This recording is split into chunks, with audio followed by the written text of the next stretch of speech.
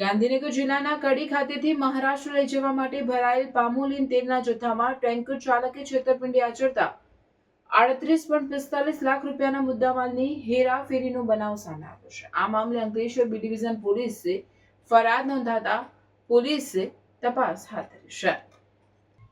વાપી ખાતે રહેતા અનિલ મિશ્રાએ પોતાના ટ્રેન્કર ડ્રાઈવર સાજિદ અલી મોહમ્મદ ફારૂક ને ગત 8મી માર્ચના રોજ કડી કલોલ ખાતે આવેલ G1 એગ્રો પ્રોડક્ટ લિમિટેડ કંપનીમાંથી પામોલીન તેલ ભરી મહારાષ્ટ્રના બેલાપુર સ્થિત આનંદ ઇન્ડસ્ટ્રીઝ ખાતે જવા માટે નીકળ્યું હતું.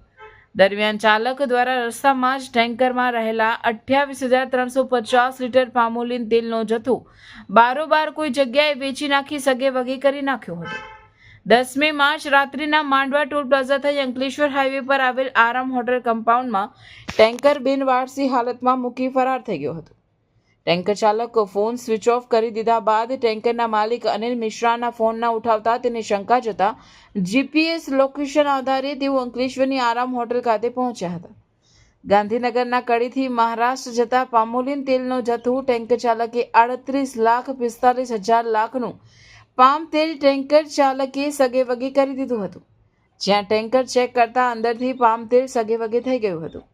આ અંગે ટેન્કર ચાલક સાજિદ અલી મોહમ્મદ ફારૂક વિરુદ્ધ ટેન્કર માલિક અનિલ મિશ્રા દ્વારા 38.54 લાખ રૂપિયાના પામ તેલ ને સગે વગે કરી વિશ્વાસઘાત અને છેતરપિંડી કરવા બદલ ફરિયાદ આપતા બી ડિવિઝન પોલીસે ગુનો નોંધી વધુ તપાસ હાથ ધરવામાં આવી છે.